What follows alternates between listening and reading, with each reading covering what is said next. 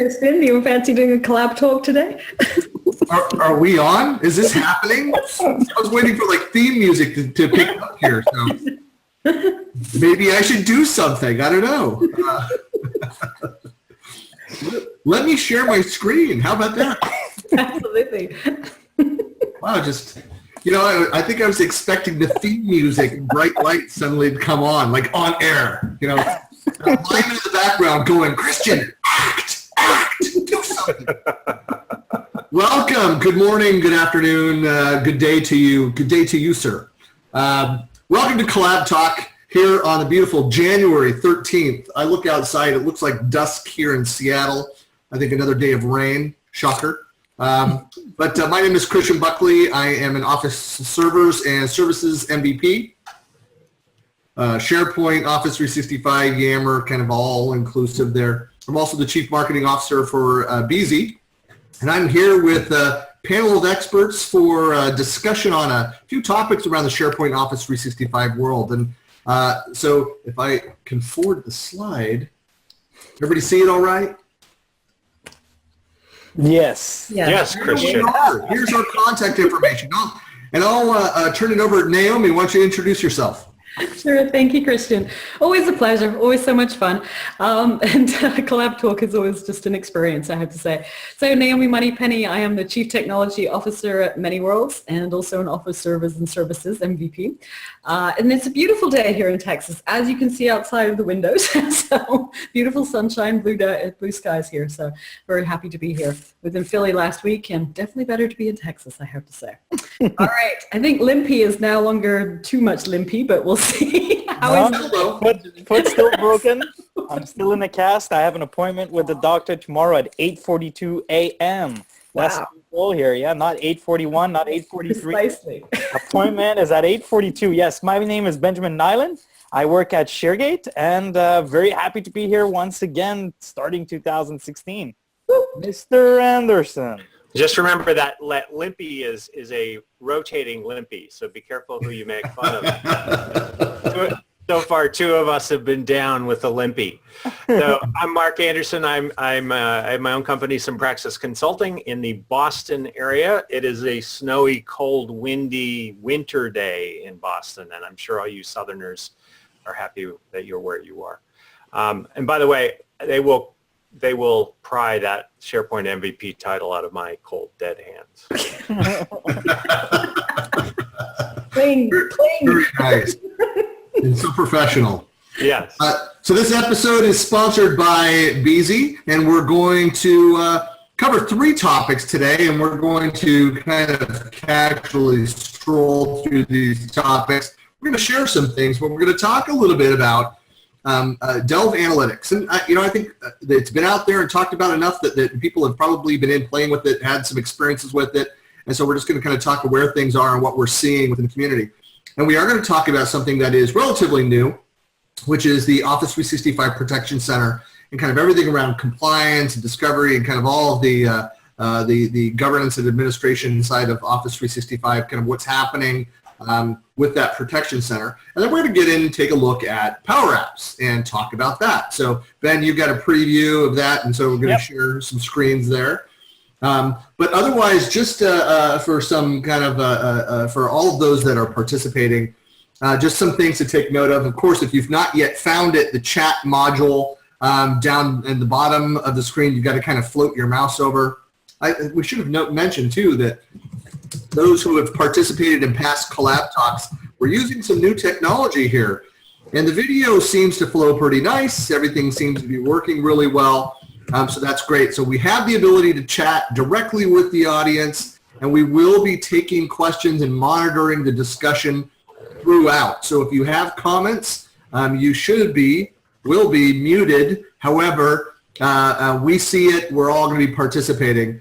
The other thing is, my notes over here, if you have problems viewing some of the screens, the slides, or some of the screen sharing we're doing, you can adjust the screen. I think up at the top of the screen, if you float over, you can expand or minimize the screen, however you want to do that. But with that, let's jump over to the first slide. So let's talk about Delve and the update of Delve and how I kind of posed this question to the panel, and I'll let Naomi, why don't you start, but how big a role do you see Delve Analytics playing in kind of the future of Microsoft's story around collaboration, SharePoint, Office 365, et al.? Sure. It's a great question. I think it's going to be determined a lot by the end users of those things too. So I think the idea of bringing metrics in productivity to knowledge workers is going to be very, very interesting to see how that plays out inside of the organization. So far, if you've been a knowledge worker, you've really been quite resistant, and it's been difficult perhaps to have the opportunity to have metrics that really meant something inside of an organization. And now we're going to have this a little bit of a feeling of sort of being able to check into, how many meetings you're participating in, who are you emailing, who are you collaborating with, and getting some information about the metrics that are important to you. So I do think it's, from a collaboration perspective, it's going to be really interesting to see how those metrics can actually transform and work inside of a company. Because I don't think having the metrics itself tells you what you should be doing, right? And I think it's very, very careful for people to do that, because otherwise it says, okay, I spend, 40 hours a week in meetings, right? Which is probably most of us feel like we do anyway. I certainly do. So if you spend 40 hours a week in meetings, what does that really mean? Were they productive meetings? Were they bad meetings? Were they necessary meetings? All those kinds of things. And so it's understanding, what do those metrics mean in terms of the digital workplace that you're trying to have inside of your company. So this feeds back to Microsoft's collaboration strategy in your original question, because as part of that story, I think giving metrics is very useful for productivity and trying to have some measures around that. We just got to be very, very careful about how those are applied for the end customer. So I think customers need to be very aware of that, in terms of, just because you have these metrics, how many meetings, how many emails, maybe it tries to help you engender some collaboration between different teams that are not currently communicating. And I think this is a really great advancement from Microsoft doing the Volumetrics acquisition. But I want to be very careful about how people actually use that data and do something with it. Well, and then just to clarify too, the difference between like the typical analytics, the usage analytics that people want to track, versus this, which is more, so a lot of what you were talking about was more about the personal productivity data. So it's not that your manager or the organization is going to go and pool all of this information. I mean, that's something that Microsoft has talked about, specifically being very sensitive to some of the information sharing restrictions worldwide, different nations and different standards. So it's not about that. It's about you as an individual understanding your personal productivity. That's right. And I think knowing how many meetings you're in is helpful, right? I think knowing what kinds of emails, maybe getting those prompts of, you and I haven't collaborated for a while, and then it's showing us those examples of, hey, you haven't talked to Christian for 3 months or whatever it is, and say, hey, do you want to keep that relationship up? I think it is a good thing for connectivity inside of the organization. Again, I think we just have to be very careful about how people actually take that information. We're used to it in our personal lives, I think. So you get a Fitbit or you get a Apple Watch or whatever it is, right? And you get how many steps you're doing, those kinds of things. And it's easy to say, oh yeah, I need to make this smaller or bigger. When it comes to things like meetings and email and collaboration, it's hard to know what your actions should be based on the data that you're getting. Awareness is the first step, right? Measurement, and that which, is measured is managed. But then what does that really mean when you're trying to be a productive individual and have these collaborative behaviors that you're trying to engender? So I think it's important stuff there. I know that, Mark, I'm sure you have some opinions on this. He's muted. Uh-oh. Oh, sorry. It's a very important metric. I think we looked at the metrics and we decided to mute Mark. Audio is optional. Okay. I feel much more productive when Mark is muted. So. Well, while he's trying to figure out how to... Ben, why don't you say something? Actually, you have some very good points. I mean, we've saw it a couple of times. For those that don't know Delve Analytics, from what we saw, it's kind of connecting things from all the things that you're using at the office, like email, meetings, and all of that is connected. And Delve Analytics is that it's mostly tailored to as an individual user, right? It's personal. There's some things. I mean, it's hard to say without having seen it.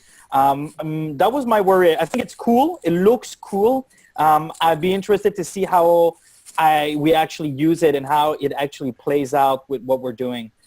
So Marc is finally unmuted. I'm back. Yeah. Thanks, guys. Well, first of all, I think Delve Analytics is a really unfortunate name because it's not analytics about Delve. It's really about the behavior of the organization that happens to sit on top of the Office graph. Mm-hmm. And so that's the cool part. And so what it does is it shows you the patterns in what people are doing in the organization. And it's and as Naomi just, I think, said over and over, for a good reason, you really have to figure out what those things mean inside your organization. Every culture is different. In the management consulting kind of work that I do and have been doing for years, you have to figure out what each organization and each culture wants to incent. You know, you might actually want people to be in meetings 40 hours a week. But you know, that there are some cultures where that's the way you get things done. So it's going to be interesting to see how people decide to use the metrics that come out of the recording of all the behavior that Office Graph gives you, and then how organizations decide to use it. Until we have some of those anecdotes out there, I think that it's an interesting set of functionality that we're all a little wary of, if anything, right? I mean, it's a great concept, but we're going to have to see how it executes. Not everyone is going to have Delve Analytics, if I'm not mistaken, right? It's is it only for E5, or I think you can also add it as a standalone now, right? You still got to pay. It's extra. You got to pay. Yeah. Nobody gets it for free. And but it'll be interesting. I'm very excited to see what how it's going to help us in our daily activities.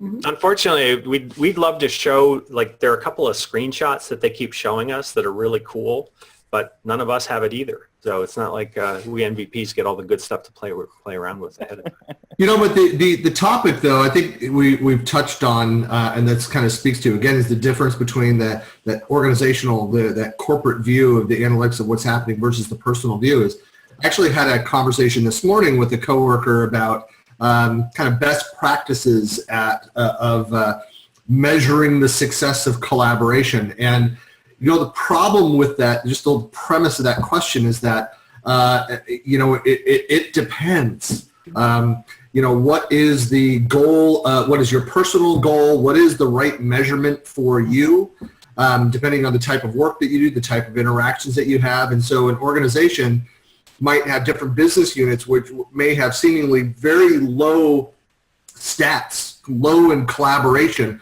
but just the nature of the way that they work, they could be highly collaborative for that team. So just like with any kind of analytics capability, is you need to be very careful and not manage by spreadsheet. And you know, you have to kind of normalize that data and understand, what are we trying to accomplish? What are we really trying to view?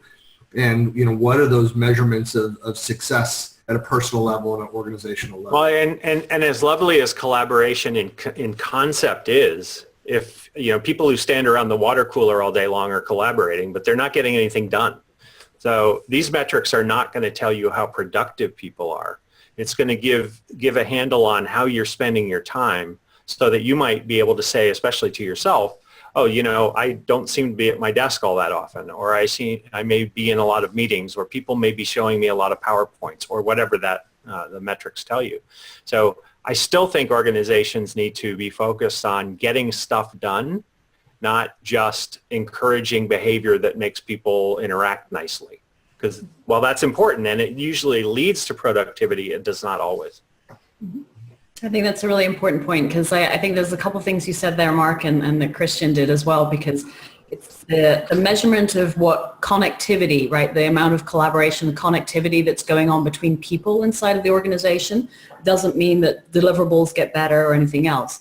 It's also very hard to measure the value of serendipity, right? Which is what all of this is about in terms of somehow I keep connections from before, I connect different teams together that haven't worked together because I'm trying to increase that innovation. You can't measure that value of serendipity. You can do it, after the fact, but you can't do it before the fact. And so what we're trying to do is increase the connectivity in the organization in the hopes that both the innovation and the serendipity that comes from innovation and then the productivity rise. And so I think we're still one step, before we get to the process metrics that matter. I do think that this is probably the advent of what's going to be tied to maybe a sales process or other types of roles inside of the organization. So the kinds of metrics that we're going to see on a personal basis, we might be able to apply them inside of a process. And so being able to touch, a certain number of customers, for example, if it's a CRM process, you're making sure that basically your sales relationships, that those relationships are happening, and maybe you're being able to monitor that those things are actually taking place and when they're taking place for most effectiveness. So I think there'll be some of that tie back from a collaboration perspective to some of those other processes. But right now, still very early days, and I'm really looking forward to seeing what people can do and then understanding what the roll-ups mean to managers. What do I do in my team of 5 people? What does it mean when they spend all their time in meetings together? Or if they are just collaborating all the time, what does that mean? So does that really help me? So it will be interesting to see how this plays out. There's I don't think it's a coincidence that you have Microsoft that is ramping up, or over the last year, ramping up the number of people that have been focused on, by team, certainly on the product teams, on analytics, going in and measuring. I know for those that are playing along on the drinking game, using the telemetry to measure what's happening with the product inside. Yeah. Telemetry. That's right. So that's certainly, and there's quite a few of us that have been saying for a few years now, but I still think it's as relevant as this kind of activity, these kinds of measurements, this kind of interest in understanding and correlating the activity metrics to what is the success of what we're trying to achieve with collaboration is increasingly as a business analyst type activity, and it just makes it more readily apparent that we need more people doing that kind of thinking within organizations so that we know that we are driving value out of these activities. I think we inherently understand, and I think for a long time we've just been able to say, look, we know we're getting value out of talking more, connecting more, sharing more, but it's time that organizations really need to be able to show that the dollar value of that better collaboration, what success looks like. And it's not an easy thing to go and do. The correlation of this data is the hardest part. That's like, this is the next great divide of showing the value of collaboration. And if you own collaboration within your organization and are unable to answer these kinds of basic questions and show the value, the dollar value of these activities, you're increasingly going to find it difficult to justify the system and your role. And it's critical if we see the economy is that it's starting to tighten up in areas to be able to show that as well. It's interesting, though. We were having exactly these conversations in 1996 about knowledge management. These are not new problems or new thinking, really. We call it collaboration now. It really? Oh no. Well, Kristen, your thinking is totally new and unique. But it's a lot of this stuff is unmeasurable. It's not you can't measure serendipity. I've always loved that phrase, and it's totally true. So having analytics is nice, but then figuring out what it means is really not easy. And there are always lagging indicators, not leading indicators. You can't know how many meetings somebody's going to be in this week until they've already done it. You can look at their calendar, but they're not going to show up for a bunch of those meetings. So, you know how people are. Matt asked a good question in the chat window about how many canned reports or queries or things like that people are going to be able to do. And I think Ben, you're right. At least in the first pass at this, there won't be many sort of user-driven choices here. It's going to be some sort of canned views. It's a nice graphical view where you see, little dials and, sort of modern UI that shows you how things are doing, how you're doing in the grand scheme of things. But there's not a lot of flexibility to it. I don't know if any of the rest of you have seen something different. Yeah, that's the dashboards basically is the experience. I don't know if we'll be able to download it and create more metrics. I'm sure there will be something there around it eventually.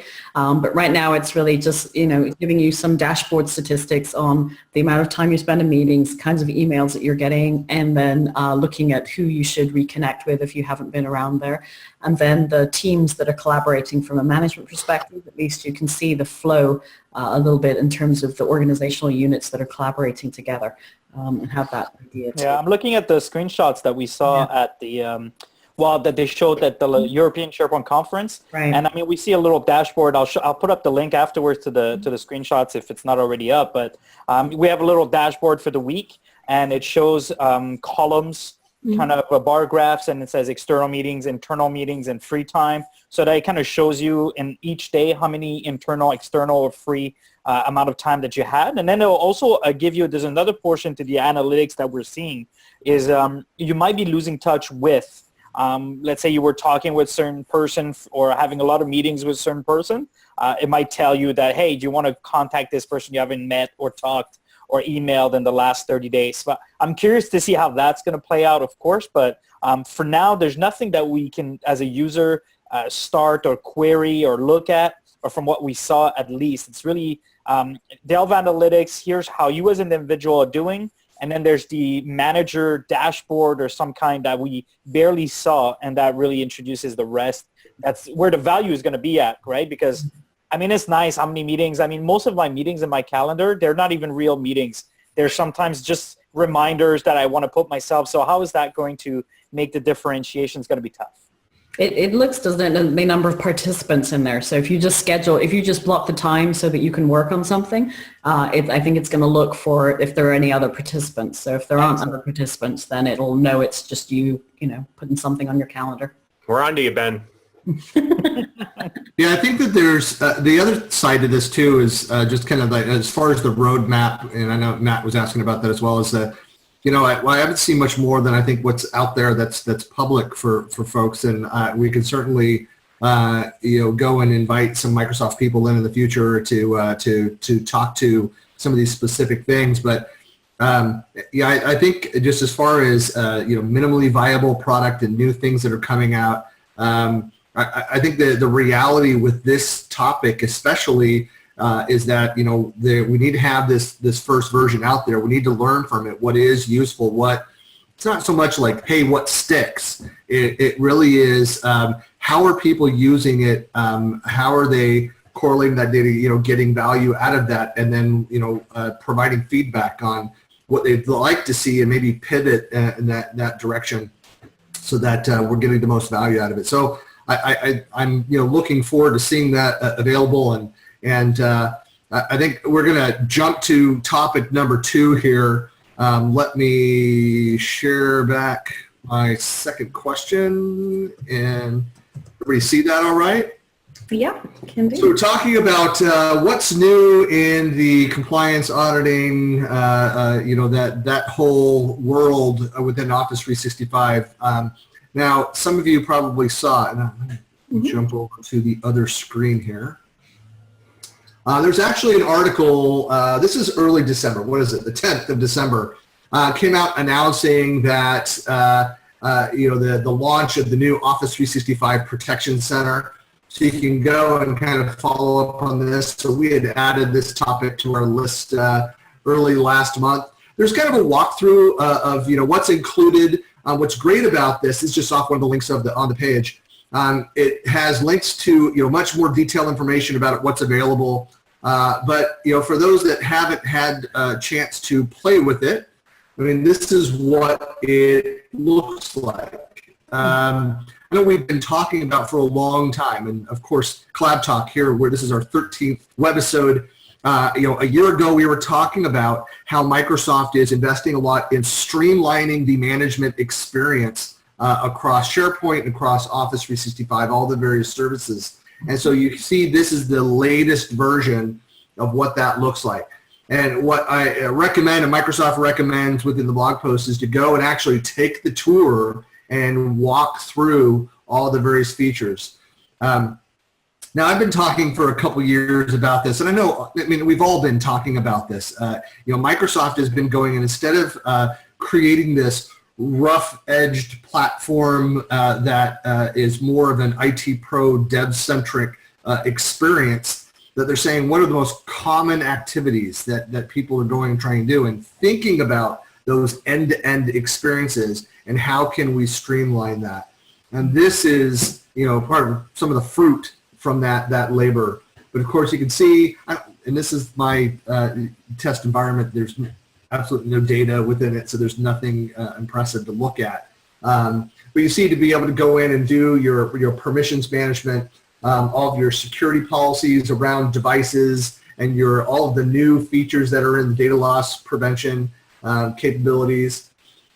Your data management, so how you're managing content that's being added into your systems, to search and go in and find and audit content to make sure that are people talking about sensitive information in the wrong place, and of course being able to go in and set up your DLP policies around that. The various reports that are available, I've got none to show you, unfortunately. I don't know, does anybody else have this in the panel here that has more impressive data? I don't have impressive data. I have the Compliance Center as well, because I think those things work very well together. So, you can see the compliance reporting also as part of the Trust Portal. So that's a good way to sort of have the corollary basically of this one. Because what we want to do is, this is sort of more around the active management of things like the DLP policies, etc., and then the Compliance Center, which helps you to prove basically that you are in compliance with the things that you're monitoring. So I think that's kind of a great way to be able to show those two things together. Because without the Trust Center, it's hard to prove that you're actually complying with things. Yeah. Just to clarify for everyone too, is that this new Protection Center is an expansion of a renaming of the Compliance Center. So there's a lot of the great content that's still out there. The links will redirect when they've changed there. But Microsoft is really trying to simplify this experience, so that you go to one place, you find all this information, and it pushes you to the right place depending on what your needs are, so you're not having to jump around. Yeah, and that you're doing this across all of the products, which is also extremely important, because the DLP rules, for example, if you're going to embed the DLP, the reg expression basically for like a social security number or something like that, right? Being able to put that in one place in Office 365 and not have to I have to do it in OneDrive, I have to do it in SharePoint, I have to do it, so being able to do this across all of the products is incredibly important. And that way you have one set of regular expressions that you're looking for, and then you're able to monitor those from there. And then I think also the advanced threat piece of it is very interesting, because I think it's really good to be able to help. It's a great thing in terms of being a part of the multi-tenant experience in Office 365, because basically you're getting the benefits of other people who are also getting spam, viruses, malware, whatever coming in. And then Microsoft is basically detonating those in a safe chamber and identifying what the ramifications are or the repercussions of that detonation, to see if it's on the first click that you hit the malware, or the 5th click, or the 10th click that it's opened, or whatever, right? They look for that kind of pattern, and then once they've established that pattern and they've basically detonated it in a safe place, then all of those rules are being applied across all of the tenants in Office 365. So it's kind of that advanced threat analytics piece of it is great benefit of being in the cloud and being, not infecting your whole company before you figured out basically what's going on, right? So especially if you have some targeted malware that might come into your organization, these days with, people actually doing hacking, to say the least, right, to do officially state-sanctioned hacking and other things that are going on, then, being actually able to use what's going on with the rest of the cloud is important, to be able to learn from those experiences much faster, to be able to overcome threats much faster. So, I don't know, Ben or Mark, you have any thoughts on this? See that Mark is muted Mark again. has muted again. I'm starting to think that Lyman doesn't like Mark talking. Yeah, no, Heavy breathing. It's from the heavy breathing while the rest of us are talking. It's a problem. It's just a pretty face. That's more. I definitely, I love the eDiscovery and the improvements that were made. I think what's going to be interesting as well is going to be the hybrid model for those that are going to be with SharePoint 2016, especially going forward, where then you won't be just looking at your different products in Office 365. You'll also be including what you have on premises. And if I'm not mistaken, it uses the search engine. So whatever you've got in there, I think there's some very, very interesting things.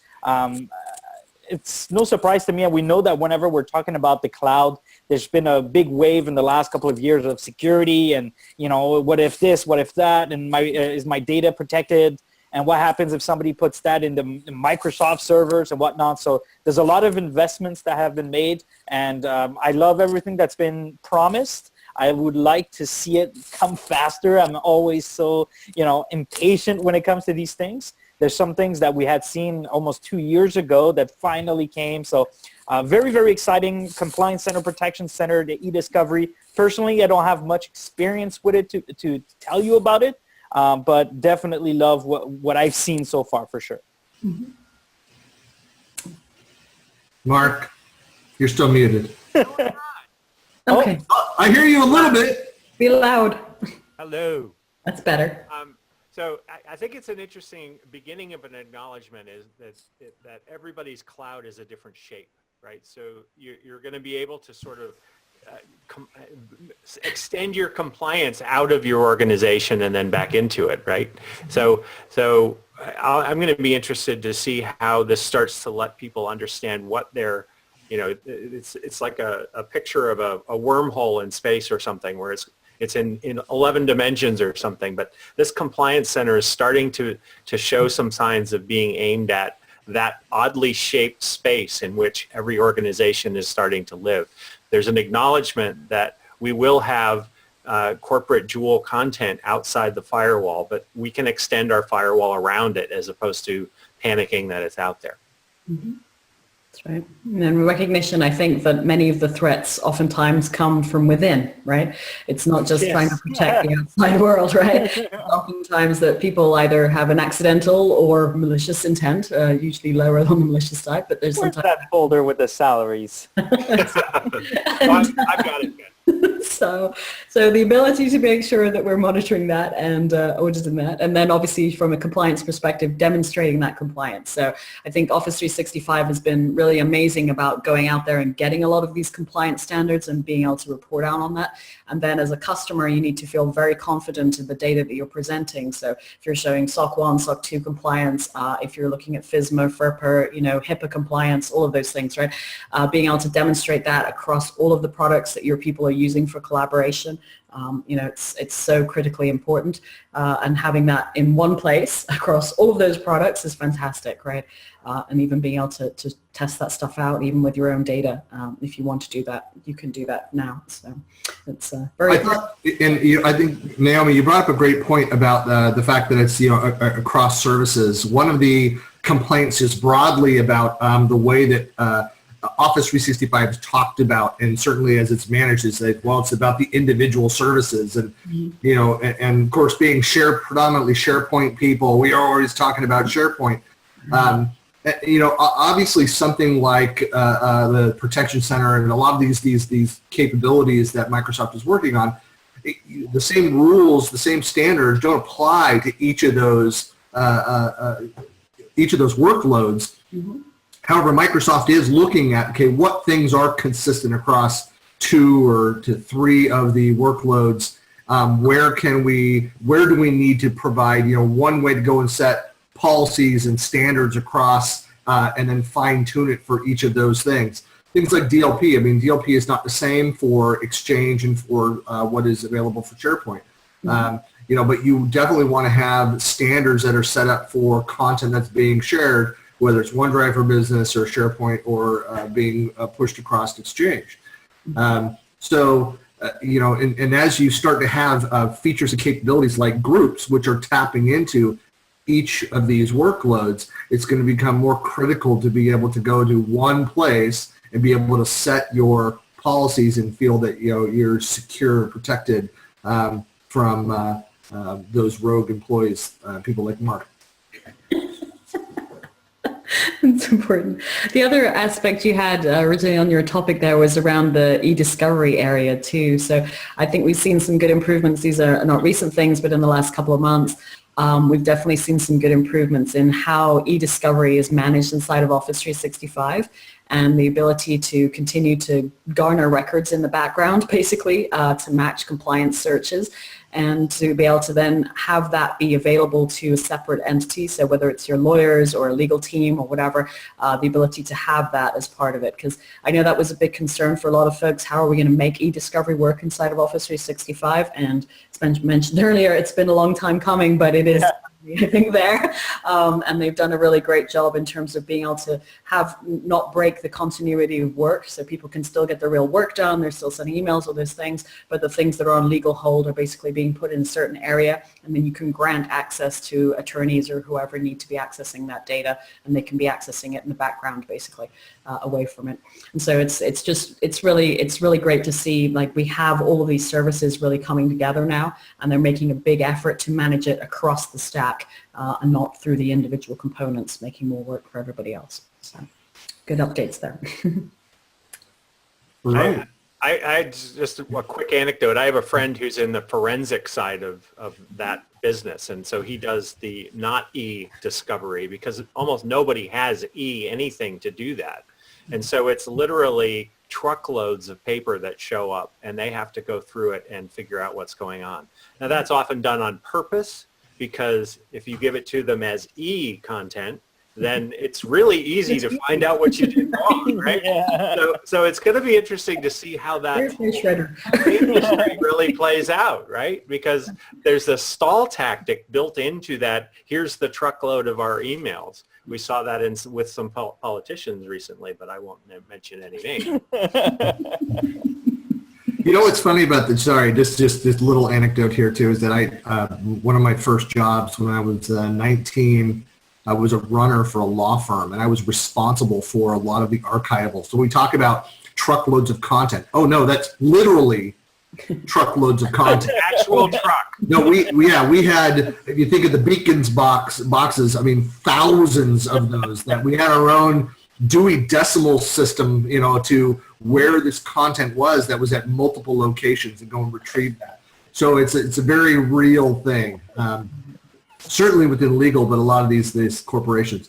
In fact, my first job with EDS, a kind of transition roles, but as I spent time documenting content that would, electronically, we knew which binder that the revised paperwork needed to go into. I mean, it was excruciating when there was an update, a change to code to go and document that. Anyway, all right, let's jump on to our last topic here, and I'll just share the quick slide. And is it showing? Is it there? Yep. Okay. Play with PowerApps preview. That's all I'm going to share, and I'm going to turn it over to Ben. Yeah, no, I mean, I got the PowerApp preview a little bit before Christmas. Unfortunately, I broke my foot, and I haven't played that much with it, but I do have it installed, so I don't know if I'm the host yet, but I probably am. I'm going to go ahead and share my screen. For those of you... Benjamin, I have to stop you. They did not design PowerApps to be used but with your feet. I know. I was confused by that as well. A whole new mobile experience. I wasn't really in an immobile working mode. Mark, it's apparently I will start the rumor that Ben has monkey feet. When I had monkey feet, Ben, I was still doing things like PowerApps. I just want to point that out. Some of us have evolved, Ben. Can you see my screen? Yes. Yeah, all right. So before we begin, I just want to give a quick introduction to PowerApps for those that may have not heard about it before. PowerApps is a solution made by Microsoft. It was finally announced to the public just a few months ago, right before Christmas. And essentially, it's a tool that allows you to create mobile apps, right? It allows you to create mobile apps based on data that you already have or data that you don't have if you just want to create the app. Essentially, is to allow you as not necessarily a developer to just create a solution that will work on mobile devices and will work on other things, such as allows you, to create workflows as well, but they're not called workflows essentially just yet. They're called, you'll see them. Let's take a look. Essentially, I have before you even begin, you have your connections. You have you require an account to log in. Obviously, it's not a standalone app. It's connected to your, right now I'm connected to a sandbox environment with the preview of PowerApps. But essentially, you have connections here. Connections is to allow you to create a mobile app. And I say mobile app right now, but it's going to allow you to create, some people have argued it could also replace in some ways, ways to create forms for your SharePoint data, right?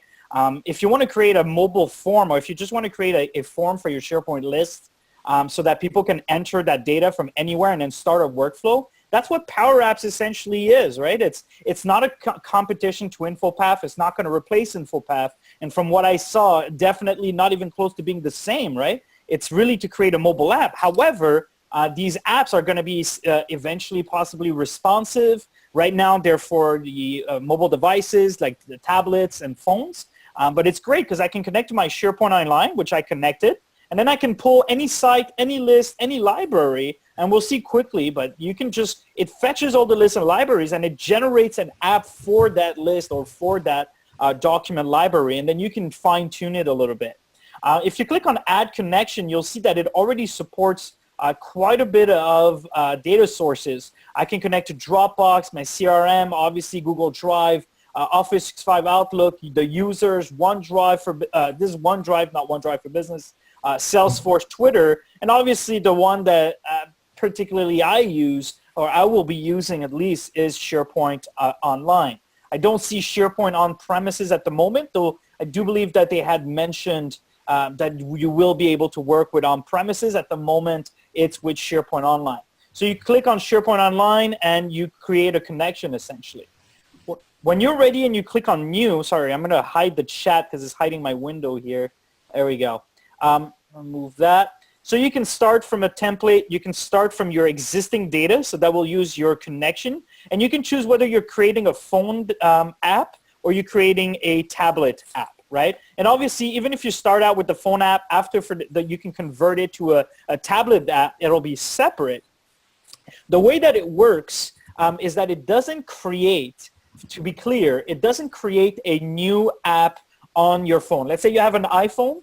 And you create a new survey app. Let's look at the templates. If I click on loading templates, you'll see that there's a bunch of conference agenda, event sign up, contacts, opportunity tracking, product catalog, survey. There's a bunch of templates that are available there. But let's say I create a contacts app, right?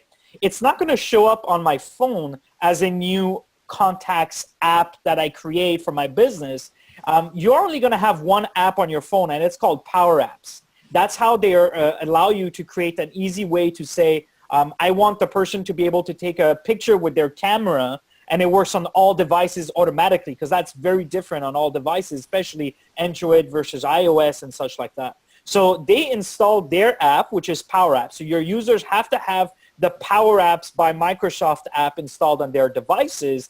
And then within that app, you will have the apps that you created for your organization. Now, individual users of this PowerApps app on their phone, they can, if they want, create a shortcut on their phone. I hope I'm not losing anyone, but let's use that example where I'm creating, as a business, I'm creating a contacts mobile app. Then I have 20 users. These 20 users have PowerApps by Microsoft as an app on their phone. And that's how they can go and access this new contacts app that I created. Then if they want, they can create a shortcut to it on their regular device, as if it was an app. So in the long run, it does become seamless to the user, but essentially it is a shortcut to the PowerApps app, and the PowerApps app is required on devices. So here I click on New. You can start from scratch. You can start from your data. When you click on Start from your data, you're going to see the connections that you created earlier. And when you connect, you'll see the different sites that you can connect to by clicking on New Site. You type in your SharePoint URL, or you can go to Recent Sites, and those are the ones that obviously I have previously access. So we have this thing at the office at ShareGate where the office provides lunch for us 3 times a week, and we have to order it from the menu and say what exactly we want to order for next week. And I thought, you know what, it'd be nice if I started creating a mobile app for it so that we can even do it on our mobile devices. So I selected the site and I clicked on Connect, and hopefully it'll still be, and it'll show you all the lists and libraries that are on that site. And we have the dinner orders, and then we have the menu for Monday, Tuesday, and Wednesday that are a separate list to which we're using lookups with, essentially. Then you click on Connect, and automatically, this is going to be pre-generated. It's going to connect, and it's going to pre-create an app for me. Now, for this particular example, and this is why I actually stopped using PowerApps before my vacation, because although it's a lot easier than, non-developers can start using this tool, it still requires some kind of know-how, right? Because if I'm looking at this app and you're looking at the detail screen and you're looking at the edit screen, right? And it's showing me I can change the layouts. I can preview it. If I click on preview, it's going to allow me to start working with it and, kind of interact with it essentially. And let's go back there. But it still requires you, if you want to add something, when you select an item, you have to know how to write in the proper format, right? You have to know that if you want to show the date and time of these individual items, and if you don't want this as right now, it's getting the location of the delivery. It's in French. The name of our columns are in French. And as you can see, whoever created this SharePoint list at our office didn't follow best practices because there's a space here, right? So I'm going to find you at the office. All right, no. But essentially, right, if I want to create a new field, I have to insert a new button, a label, an image. There's different controls that I can go and fetch, a slider, a radio button, timer. There's tons of things that you can go and do. Media, video that people can use their phone. So let's say you want to do an inventory app for your organization. You have a SharePoint list where things go in and that's already prepared, and you already get this app that's pre-created. Right? So I haven't explored it that much, right? I can go and get a bunch of things here, but I haven't figured out how do I know, right? How do I know to type this name? I have to know the actual internal name for my column to be able to type it here. Because if I type this and I see, if I type title, then you'll see that it shows up here, and you'll be able to show the title column instead, right? So this is what SharePoint, I'm not an expert with it, but it allows me as a non-developer or as a geek to be able to create a mobile app using PowerApps for Windows. And hey, Ben, I don't know if you know the answer to this, or I don't know if anybody knows this, but something that's very common is that you see an app like this that's developed within your organization, is shared out, and you're using it for that intended purpose. But you say, you know what, I want to retool this, use this for my organization. I'm not sure, how easy it is to go and do that with an app that's shared. How do you make that available as a template, or grab that as a template? I think you'll be able to do the templating process. I don't know how easy it is for other people to modify ones that you've already done, but I think you can certainly come up with organizational templates. If you do your save as, Ben. Yeah. Have a look in there, and then you can. You should be able to give it a name. Yeah, I can save it to my PowerApps account. So I don't know if that's an individual PowerApps, but whoops, share it. that's on my computer. Let's say PowerApp Should be able to demo. Maybe and click on save. But I'm pretty sure you can template it somehow. I'm sure because we've seen some of these things. Right. At the moment, Christian, I do not know honestly. I just started playing with it recently. Saving to PowerApps. And I'm also using a tenant that's for the preview that's shared with a bunch of other people. That's not necessarily my own PowerApps environment. So I'm not sure exactly. Well, the saving is extremely quick. I can tell you that. Well, there we go. So that's saved. The other thing that I wanted to show is logic flows, right? Because it's not just about creating mobile apps that are essentially forms for your data or a way to create a new data entry, but it's also creating logic flows. Whoops. Okay, so it's not yet ready because it's opening my browser right now. So it's probably not in my preview at the moment. But essentially, you can create logic flows, and this is the equivalent of workflows. they're not removing workflows. SharePoint Designer workflows is still there, blah, blah, blah. That's all. But on the side of it, now we've got these logic flows, which essentially does a same of workflow mentality, but for your mobile apps, for your SharePoint, for your data in there using Azure. What is it called again? Azure Logic App? I forget what it's called. App Logic, maybe? There we go. These 5 weeks at home have definitely gotten disconnected from what's going on. But yes, this is essentially a quick tour of. I think the amazing thing here is you've just shown a bunch of features and everything, but you could have spent about half of that time and you'd have a mobile app. Oh yeah. I mean, it's literally that fast. You connect to a list, you move a couple things around on a screen, you save it, you have a mobile app that actually works, is responsive, does what people expect. Now, if you wanted to do anything fancy, you're going to spend a little bit more time, but that's pretty amazing. And that's the difference between somebody coming to an IT department and being told, yeah, we can have that for you in a year, and maybe being told you could have it in the next afternoon. I hope that IT departments look at this as a way to start solving some of those, quick hit, very, very fast ramp up kind of things where they haven't been able to offer a service before. That's very, very interesting. I'm very excited to start playing with it a lot more and see. Well, no, I definitely have a lot more to do with it. But this essentially is PowerApps. What do you guys think of it? By the way, if you go back to the homepage, Ben, and there are logic flows that are on that screen somewhere. In the template. Can you go to the template? There are a bunch of canned ones. Yeah, there should be one. I have them on mine, but maybe you're looking at a different version. Anyway, there are a bunch of canned things, and they're sort of like if this, then that little recipes. There are a couple of blocks that get bolted together, and you can do something like if this happens, send an email, or if that happens, create a task, that sort of thing. Right. So essentially, yeah, that's it. Christian, what do you think of PowerApps? Do you think something like that is going to be useful? I think, as I've stated in the past, as we attended the MVP Summit at Redmond and were given kind of an early view into some of this, it was one of the most exciting, parts of the week to see this. And I think it's in support of the citizen developer within any organization to be able to go and build these kinds of things. And there's, as I've often talked about, my background being on the project management side, I mean, you constantly get these requests where I want to be able to see this kind of data and to be able to go and create reports that do nothing but slice and dice and display data for that, that quick request. I mean, it's just going to become incredibly easy to create a personalized app for subsets of your users to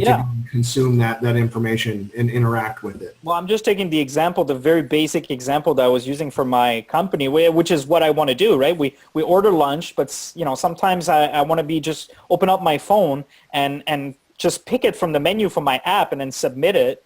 That's one example already of PowerApps that I can see work very well in our company. And I can just see all these needs that we have. We have SharePoint. And I know, a lot of people have SharePoint these days. It's no longer that little platform in the corner. There's a lot of people using SharePoint extensively. But a lot of the times that we're, especially these days, we're mobile, we're on the road, we're working. Like I'm looking at the screen, not one of us is at the office today, it seems.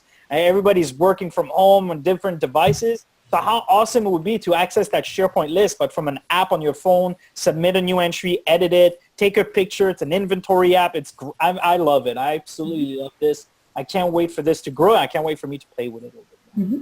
I'm so excited from an end user perspective or the power users inside of the organization, because I think the interface, we didn't really talk about this, but look at this from an authoring perspective, right? It's amazing, right, that you can do something like create a mobile application as easy as you can do PowerPoint and Excel, basically.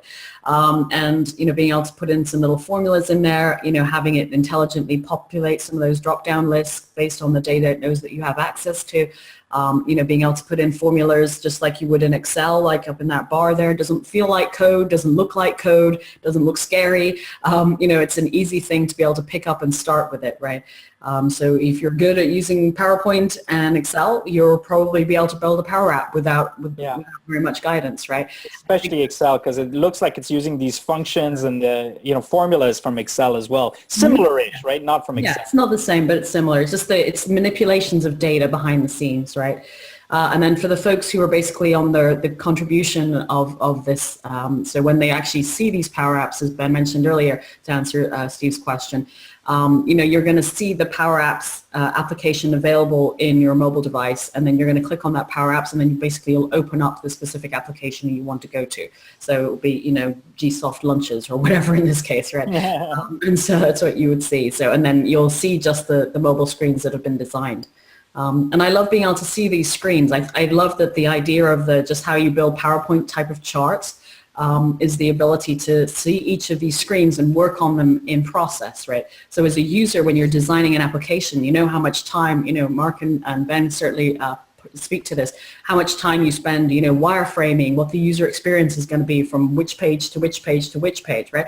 And so if you think about it from a application standpoint, now you have each of these screens and you're just building out each of those screens, and it just feels a lot like PowerPoint slides, which we all are able to handle.